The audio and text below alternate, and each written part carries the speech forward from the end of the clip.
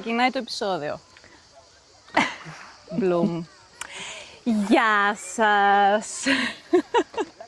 Ελπίζουμε να φαινόμαστε καλά. Ελπίζουμε να είστε καλά. Καλώς ήρθατε σε ακόμα ένα επεισόδιο της σειράς συνομιλιών «Ο ρυθμός της ανάσας, ο ρυθμός της ζωής». Αυτό στην παραλία με την Άννα Καζάζου. Γεια σε όλους. Δεν λέμε που είμαστε. Τι λες? Δεν λέμε, όχι. Δεν λέμε. Δεν αποκαλύπτουμε τα μυστικά μας, όχι. Όχι. Αρκεί να ξέρετε ότι είμαστε στη θάλασσα που βλέπετε, δεν είναι φόντο και πώς το λένε, ούτε τα τζιτζίκια και οι φωνές που ακούτε. Είμαστε σε ένα πολύ ωραίο μέρος, περνάμε πολύ ωραία. Φανταστικά. Είναι το 12ο επεισόδιο και το τελευταίο της σεζόν. Άρα κλείνει η σεζόν με το διακοπό επεισόδιο. Με το διακοπό επεισόδιο. Ωραίο. Και έχουμε την Άννα μαζί. Πολύ χαρούμενη. Σε διακοπές. Την Άννα σε διακοπές. Τι κάνεις? Πάρα πολύ καλά. Για μίλησέ μου λίγο. Πώς είσαι αυτές τις μέρες εδώ? Αυτές τις μέρες ζούμε σε ένα μαγευτικό μέρος με φοβερή καθημερινότητα, πολύ ωραία παρέα, πολύ έτσι χαμηλούς ρυθμούς, αλλά έντονα συναισθήματα. Ωραίο. Με πάρα πολλά ερεθίσματα, κατά βάση γιατί είμαστε πολύ κοντά σε όλα αυτά τα στοιχεία εδώ. Δεν το βλέπετε εσείς, αλλά πίσω μας έχουμε και έτσι επιβλητικά βουνά. Ακούμε ήχους μέσα στην ημέρα της φύσης και το βράδυ τσακάλια. Οπότε, ναι, πολύ έντονα, σαν κλάμα μωρού. Και πολύ κοντά καμιά Έτσι, φορά. και είμαστε και νομίζω έχουμε καταφέρει να αγιωθούμε αρκετά, κάτι το οποίο το συστήνουμε ανεπιφύλακτα. Για όποιον μπορεί να το αντέξει και να φτάσει σε αυτό, να αφήσει τον εαυτό του, να φεθεί, να το απολαύσει. Αυτό. Οπότε ναι, με πετυχαίνει σε μια έτσι πολύ καλή φάση του χρόνου. Ισχύει και έχει πλάκα πώς το λες, γιατί κάποιος, νομίζω το συζητούσα πρόσφατα με κάποιον πώς είμαι εδώ που είμαστε, και είπα ότι μετά την πρώτη-δεύτερη μέρα που, εντάξει, ξέρεις, θέλεις λίγο χρόνο, τουλάχιστον εγώ θέλω λίγο χρόνο, αν και γενικά ήρθα πολύ έτοιμη αυτή τη φορά σε αυτό εδώ το μέρος, αλλά είπα ότι κάποια στιγμή σαν η βαρύτητα, το σύμπαν, η γη, απλά να μου κάνει ένα φουπ και άδειασα. Ναι. Και έκτοτε είμαι... Ναι. Και έγινε σε ένα στοιχείο της παραλίας και εδώ, ένα στοιχείο του βιοτόπου που χρησιμοποιούμε εμείς. Ωραία πάσα. Στην επιστήμη μας. Ωραιότατη πάσα. Για να μας πει η Άννα, ποιο είναι το επάγγελμά της, τι έχει σπουδάσει και μιλάει έτσι με αυτές τις ωραίες δύσκολες ορολογίες του ενδιαιτήματος. Για Ναι. πες. Οι σπουδές μου όλες ήταν βασισμένες στο περιβάλλον. Είμαι δασολόγος. Έχω ασχοληθεί με το περιβάλλον και από την αρχή, ας πούμε, των φοιτητικών μου χρόνων μέχρι τώρα. Μετράμε 28 χρόνια. Με ειδικότητα στην Άγρια Πανίδα. Έτσι, Πανίδα ορίζουμε όλο το ζωικό βασίλειο. Το ζωικό όμως βασίλειο δεν μπορεί να υπάρξει αν δεν υπάρχει ο βιότοπος που λέμε, που αναφέραμε πριν, ή αλλιώς το ενδιαίτημα πιο επιστημονικά, όπου βέβαια και ο άνθρωπος είναι σε αυτό. Έτσι, δεν ορίζεται περιβάλλον χωρίς τον άνθρωπο, και αυτό μας διαφοροποιεί, εμάς τους επιστήμονες, από κάποιους ανθρώπους έτσι πιο, θα έλεγα, ακτιβιστικά δρόμενους, που καμιά φορά ξεχνάνε ότι ο άνθρωπος είναι κομμάτι του περιβάλλοντος και ό,τι βλέπουμε και ζούμε και μυρίζουμε, είμαστε και εμείς μέσα σε αυτόν τον κύκλο, και είναι ένα δύσκολο, ας πούμε, κατόρθωμα για μας που ασχολούμαστε σε αυτή την επιστήμη, να μπορούμε να το εξαρμονίσουμε και να προσπαθήσουμε να ισορροπηθεί μια κατάσταση αρχικά υπέρ μας και εννοείται υπέρ και όλης της βιοποικιλότητας. Η βιοποικιλότητα είναι αυτή που μας δίνει ζωή και δίνουμε και εμείς ζωή στη βιοποικιλότητα. Οπότε ναι, αυτή είναι η επιστήμη μου και πιο εξειδικευμένα είμαι επιστήμονας που ασχολούμαι με το πεδίο, αλλά και με αυτό που λέμε το hands-on, δηλαδή έχω τεχνογνωσία πάνω στην αναπαραγωγή κατά βάση τα πουλιά. Δουλεύω στο Αττικό Ζωολογικό Πάρκο σχεδόν 18 χρόνια. Είναι τόσα πολλά. Τόσα πολλά, έχουν περάσει τόσα πολλά χρόνια. Πριν από αυτό βέβαια έκανα πολλά προγράμματα πεδίου σε διάφορες χώρες για την προστασία των πουλιών, κατά βάση των πτωματοφάγων. Έτσι, έχω μια τρέλα με τους γήπες, γιατί τους θεωρώ τρομερό κλειδί στην οικολογία. Vultures. Ναι, vultures. Οι καθαριστές είναι αυτοί οι ήρωες, οι ήρωες που πολύ λίγα πράγματα γνωρίζουμε για αυτούς και η Ελλάδα είναι πάρα πολύ τυχερή γιατί έχει τα 5 είδη γηπών που ζουν στην Ευρώπη, όλα ζουν στην Ελλάδα, οπότε έχει ένα τέλειο σύστημα καθαρισμού δωρεάν από βακτήρια και μικρόβια. Ναι, είναι τρομερό. Όταν κάνεις αυτές τις συνδέσεις και εννοείται ότι μπαίνουν και πολλά επιστημονικά data, εκεί όλο αυτό το πάθος παίρνει σάρκα και οστά και τελικά έχει και τρομερό νόημα όλη αυτή ο χρόνος και το πάθος και εννοείται υπάρχει και στρες, έτσι. Γιατί διαχειριζόμαστε ζωές, όπου υπάρχει ζωή υπάρχει θάνατος, υπάρχει αρρώστια, το κομμάτι της περίθαλψης είναι και αυτό κάτω από τη δικιά μου ομπρέλα. Ναι, είναι μια εργασία με τρομερό πάθος και όλοι οι άνθρωποι που εμπλέκονται σε αυτό δίνουν τη ζωή τους. Ναι, αυτά. Και εννοείται ότι πολύ λίγα πράγματα γνωρίζουμε στην Ελλάδα για τη συμβολή αυτών των πάρκων, δηλαδή των πάρκων που εργάζομαι εγώ, γιατί στην Ελλάδα δεν έχει υπάρξει ποτέ άλλο πάρκο, εκτός από το Αττικό Πάρκο, το οποίο είναι στο επίπεδο αυτό των μοντέρνων πάρκων διατήρησης και αναπαραγωγής και προστασίας. Οπότε έχουμε συστήματα συνεργασίας με όλο τον πλανήτη σχεδόν, στείλουμε προγράμματα, συνεργαζόμαστε με πανεπιστήμια, δίνουμε και παίρνουμε δεδομένα, εννοείται κτηνίατροι από όλο τον κόσμο έρχονται και κάνουν και τις πρακτικές τους και όλη αυτή η γνώση τι κάνει apply, δηλαδή εφαρμόζεται στη φύση όταν υπάρχει ανάγκη, ναι. Αυτό. Wow. Ναι. Είναι πολύ σημαντικό να ακούγονται αυτά. Ναι. Και δεν έχω μιλήσει ούτε για χρήματα, ούτε για κεφάλαια, ούτε για επενδύσεις. Όχι, είναι πολύ ναι. σημαντικό γιατί καταρχήν, έτσι όπως το καταλαβαίνω, έτσι όπως το πιάνεις εσύ και το αναφέρεις τώρα, ξεκινάς με κάτι βασικό, τη φύση, το πώς ζούμε, πού ζούμε, ποιοι είμαστε οι άνθρωποι σε σχέση με τη χλωρίδα και την πανίδα, έτσι. Δεν είμαστε μόνοι μας αυτό, δεν είμαστε μόνο οι κακοί που μπορεί να ακούγεται συχνά. Ακριβώς. Και το πας στο τι γίνεται, καθαρά επιστημονικά και όχι μόνο. Το μεταξύ, μικρή παρένθεση, μιλάς για γήπες, εντάξει, σε έχω δει λίγο, έτσι, πώς είσαι, πώς μιλάς, πώς πολύ παθιάζεσαι. Είναι μια γυναίκα με πάθος η Άννα, σε ό,τι κάνει. Δεν μπορώ να σου κρύψω ότι εμένα όταν μιλάς για γήπες, σχεδόν όλες τις φορές που σε έχω ακούσει, μου έρχεται Lucky Luke. Lucky Luke, Ναι. που είναι από πάνω. Ναι, δηλαδή μου έρχονται αυτοί οι δύο γήπες, έτσι, που μιλάνε μεταξύ τους και λένε τι θα γίνει, άντε να πέσει κανένα πιστολίδι, να έχουμε δουλίτσα. Σωστό. Ακολουθούν τον νεκροθάφτη. Ναι, αλλά πόση σοφία έχει και αυτό από πίσω, δηλαδή πολλοί κόσμος και στην Ελλάδα ακόμα πολλοί κόσμος πιστεύει ότι τα πτωματοφάγα είναι αρπακτικά πουλιά τα οποία θα σου επιτεθούν, θα σε σκοτώσουν,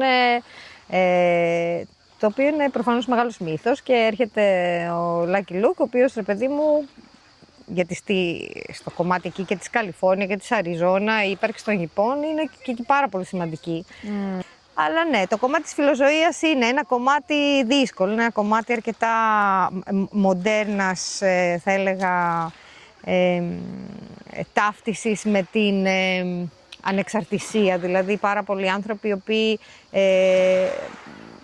με καλό σκοπό θέλουν να φροντίσουν τα ζώα, ταυτίζονται πάρα πολύ, δίνουν ανθρωποκεντρικό χαρακτήρα στην ύπαρξη και της Άγριας Πανίδας όπως και των οικόστων ζώων. Δυστυχώς δεν έχουν τη γνώση, γι' αυτό λέμε ότι όλα είναι επιστήμη. Οπότε πολύ συχνά βρισκόμαστε έτσι και ενδιάμεσα σε αυτές τις καταστάσεις.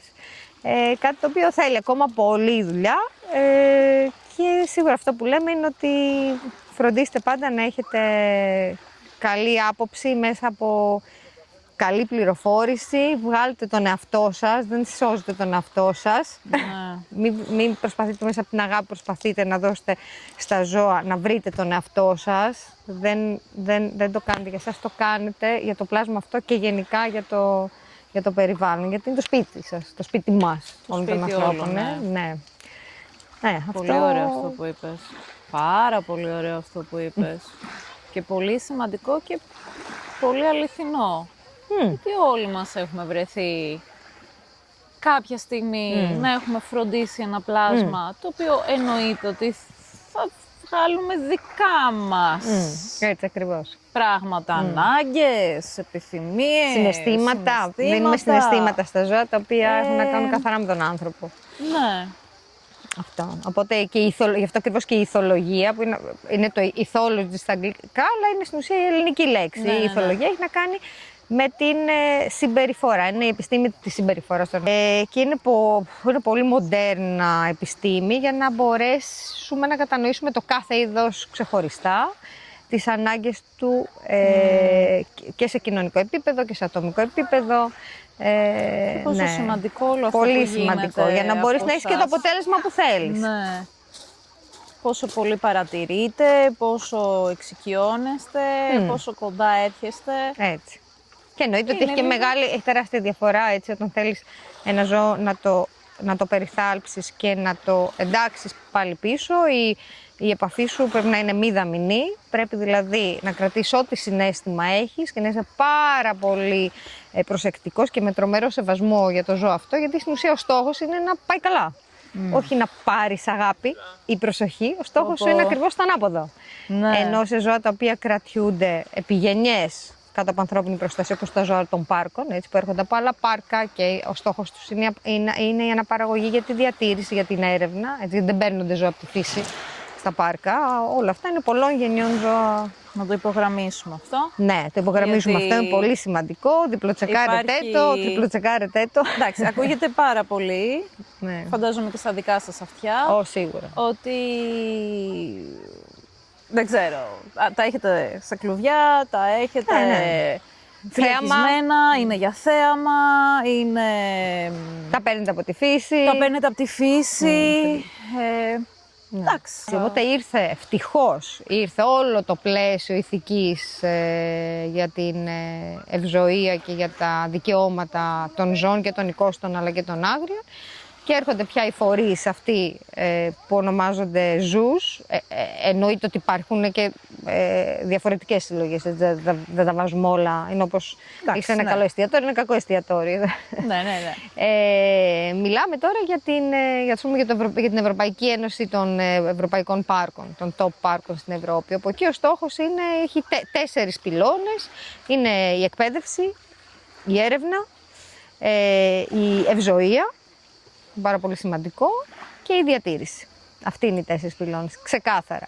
Τα ζώα τα κρατάς προφανώς κάτω από τις καλύτερες δυνατές συνθήκες, γι' αυτό και υπάρχουν αυτά που λέμε τα best practice guidelines, είναι τα καλύτερες πρακτικές ευζοίας για το κάθε είδος, με επιστημονικές επιτροπές, που στείνονται και ανανεώνονται κάθε μερικά χρόνια για το κάθε είδος. Εννοείται ότι δίνεται όλο και περισσότερος χώρος και δίνεται χώρος κατά βάση σε είδη που είναι κινδυνεύοντα. και τα οποία έχουν πρόγραμμα επανένταξη στη φύση. Δηλαδή πια η τάση των μοντέρνων πάρκων είναι ότι έχουμε είδη τα οποία είναι πολλών γενιών κάτω από ανθρώπινη φροντίδα, τα οποία θα χρειαστεί να στήσουμε ένα πρόγραμμα επανένταξης πολύ σύντομα στο μέλλον, ας πούμε. Αυτή είναι η τάση. Και σε αυτό είμαστε όλοι σύμφωνοι, τουλάχιστον εμείς που εργαζόμαστε Ναι. σε αυτό το setup. Ναι. Οκ. Μάλιστα. Μια μικρή ανάσα, λοιπόν. Ναι, αφού μιλάμε για NASA. Ναι. Α, Όπως καταλαβαίνουμε όλοι, η Άννα έχει πάρα πολλά να πει. Πάρα πολλά να πει και πάνω στο θέμα και σε άλλα θέματα. Εννοείται. Σύντροφος και μητέρα 2 παιδιών. ω, Ενός στην εφηβεία αγοριού και ενός κοριτσιού που είναι ένα προεφηβάκι, έτσι, και αυτό έντονο. με δυναμική, με χαρακτήρα. Καλά, και τα 2 παιδιά έχουν πολύ ωραίο ταπεραμέντο. Και δεν θα περιμέναμε και κάτι άλλο, άλλωστε. Ναι, Δεν γίνεται. ξέρω, γονίδια είναι. Για εξέλιξη ναι. μιλάμε και για Δεν παραγωγή. γίνεται. Τρέχει όλα αυτά τα προγράμματα που τρέχει, ταξιδεύεις πολύ, είσαι πέρα δόθε. Ναι, είμαι Οπότε- προτζεκτάκιας. Προτζεκτάκιας, ναι. Οπότε μπορεί να βλέπουμε αυτή τη στιγμή την Άννα εδώ γεωμένη, δίπλα στη θάλασσα, στα Βότσαλα, να μας μιλάει πολύ όμορφα για αυτό που κάνει. Ενίοτε όμως δεν θα τη δούμε να μιλάει. Θα είναι... Να μην μιλάει σε κανέναν. Όχι, να μπαίνει, βγαίνει, φεύγει. Οπότε κάπως έτσι είναι η καθημερινότητά σου Ναι, με τη δουλειά, είναι αλήθεια. εκτός διακοπών. Ξέρω ότι το παλεύεις πολύ, να έχεις αυτό το χρόνο για τα παιδιά, τα απογεύματα. Να είσαι όσο το δυνατόν πιο παρούσα. Είσαι πολύ αθλητικός τύπος επίσης. Προσπαθώ. Αθλήτρια του βόλεϊ, Ναι, πρώην. πρώην, αλλά αυτά δεν είναι, δεν ξεχνιούνται. Όχι, είναι και κατάρα μαζί αυτό. Σε κυνηγάει πάντα ότι ναι, σήκω, τρέξε. Σε μια Ακόμα το εγρήγορση. έχεις. Ναι, γιατί έχεις αυτό το παρελθόν, το οποίο βέβαια με έχει σώσει και σε πολλές περιπτώσεις, αλλά και σε πολλές περιπτώσεις είναι και αγχωτικό. Και το λέω με όλη την ειλικρίνεια ότι έχοντας ένα background αθλητή, όπως και εσύ. Αθλήτρια, εντάξει, όχι σε τέτοιο επίπεδο. Ναι, πολύ πάντα πιο. μετά, επειδή έχεις φτάσει σε ένα έτσι, υψηλό επίπεδο, ακόμα και κοντά στα 50, προσπαθείς να βρεις πάντα αυτό τον εαυτό σου τον τότε, το οποίο προφανώς είναι αδύνατο. Αλλά ναι, για μένα είναι και ψυχοθεραπεία το κομμάτι το αθλητικό. Όταν δεν έχω το χρόνο να το δώσω στον εαυτό μου, όταν πονάει όλο μου το σώμα και έχω την αγαπημένη μου μόλι που μου λέει κάνε καμιά διάταση, έλα να κάνουμε γιόγκα. Και ξέρω, δεν γίνεται τώρα, θέλω να πάω να τρέξω. Αχ, να σου πω. Για Αν πες. ήσουν εσύ κάποιο ζωάκι, ποιο ζωάκι θα ήθελες να είσαι? Μπα, Έλα, χωρίς πολλές σκέψεις. δύσκολο. Φλαμίγκο. Πίνγκο, μπίνγκο. Πίνγκο φλαμίγκο, γιατί έχουν τρομερή βιολογία, ζουν σε κοπάδια και είμαι αρκετά κοινωνική. Μ' αρέσει πάρα πολύ και χάνομαι κιόλας μέσα. Έτσι, τα φλαμίγκο αυτό κάνουν. Ζουν σε καμιά φορά μέχρι και 500.000 ζευγάρια μαζί, που μιλάμε για 1 εκατομμύριο ζώα μαζί, τα οποία έχουν ένα συγχρονισμό, που μου αρέσει πάρα πολύ ο συγχρονισμός, τα οποία όμως επιλέγουν τις πιο ακραίες περιοχές στον πλανήτη για να ζήσουν. Που αυτό μένω μου ταιριάζει πάρα πολύ. Έχουμε και κοντά μας. Έχουμε Και- και στην Ελλάδα. Έχουμε στην Ελλάδα σε πολλές περιοχές. Και φροντίζουν ο ένας και τα μικρά του άλλου, που και αυτό είναι στη φιλοσοφία μου. Θα ήθελα πάρα πολύ έτσι, σε μια κοινωνία που έχουμε προσπαθήσει και λίγο, να είμαστε αρκετοί γονείς μαζί με τα παιδιά. Ισχύει, Ναι. ισχύει. Είναι κάτι που έχουν καταφέρει πάρα πολύ καλά η Άννα με τους φίλους της.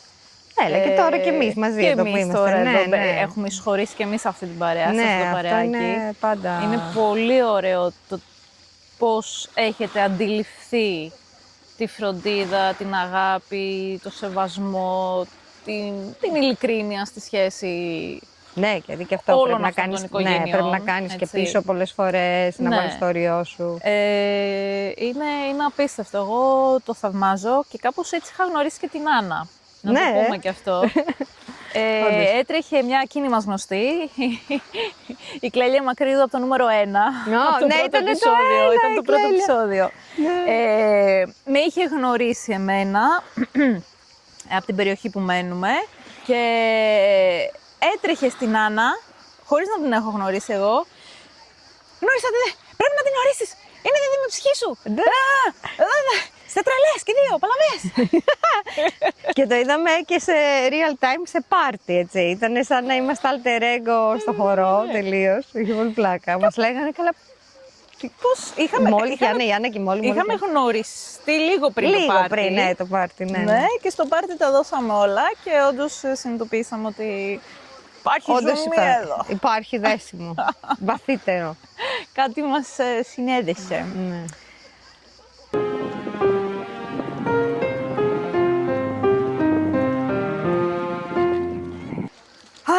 Αλλαγή κεφαλαίου λοιπόν, όπως καταλαβαίνετε. Αλλάζουμε τη σελίδα και πάμε στο κομμάτι της ανάσας.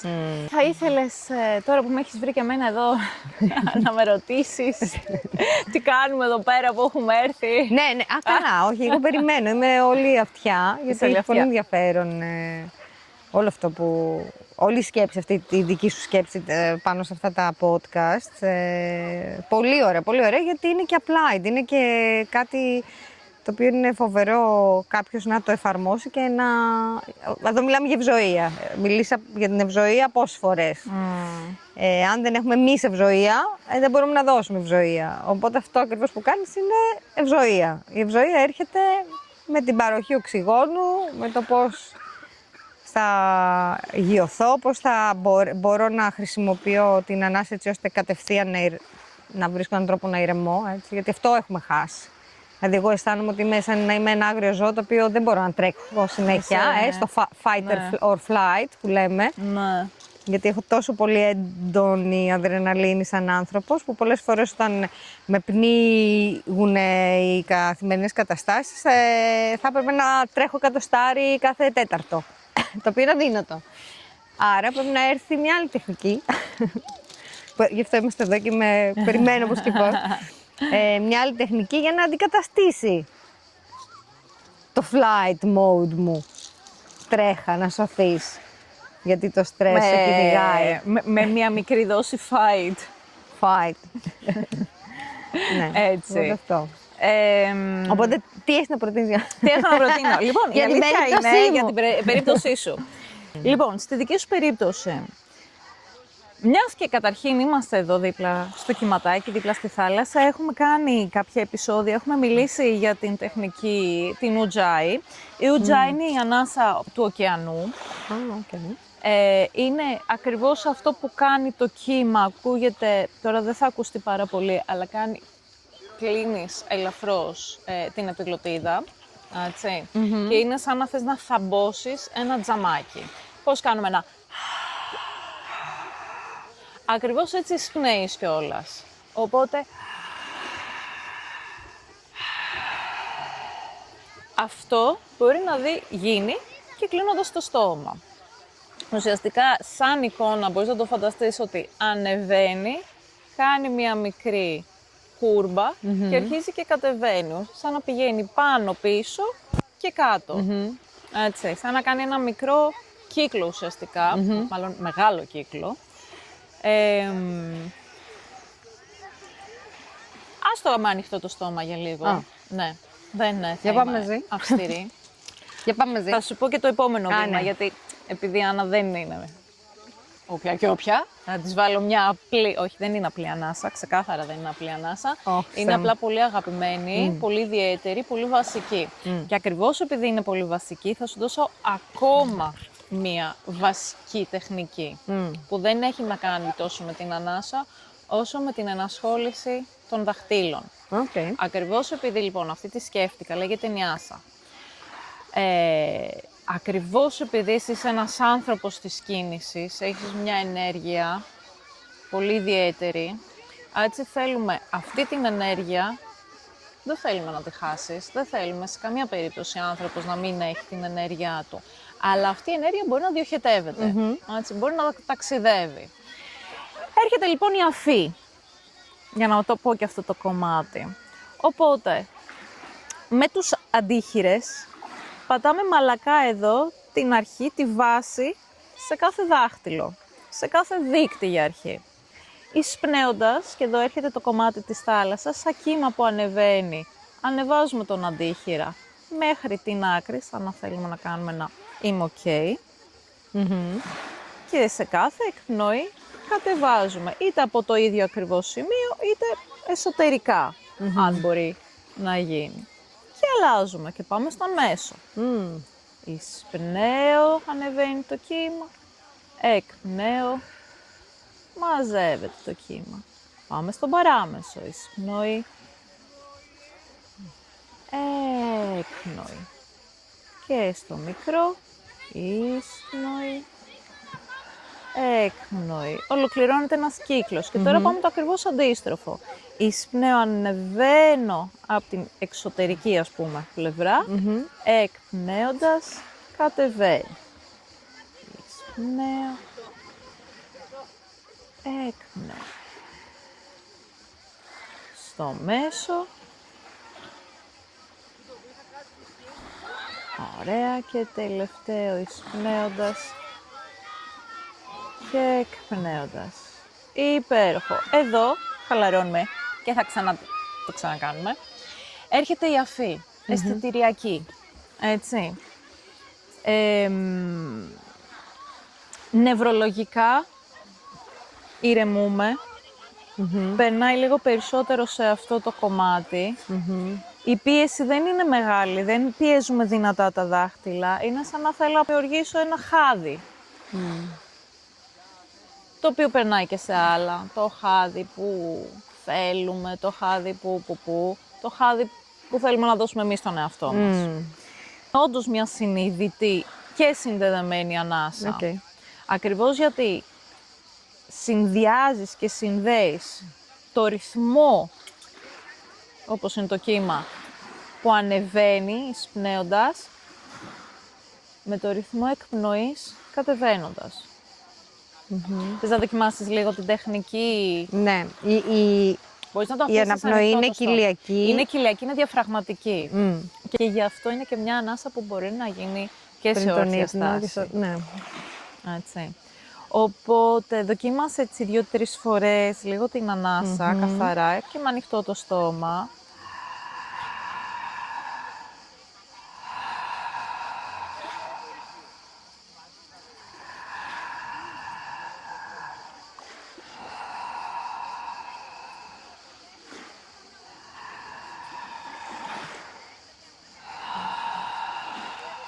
Και πάμε να βάλουμε σιγά σιγά εισπνοή.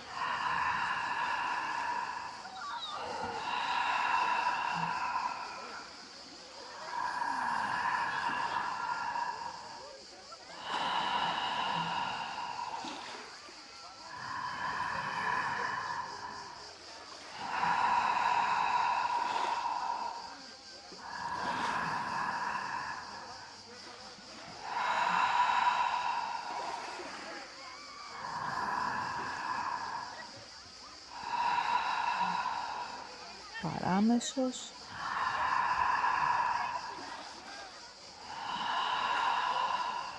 Μέσος.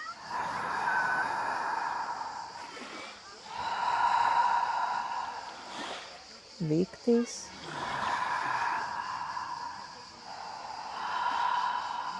Χαλαρώνεις τα χέρια σου. Είναι λίγο σε αυτό την αίσθηση, κλείσει αν θες τα μάτια. Είναι με την αίσθηση της ανάσας.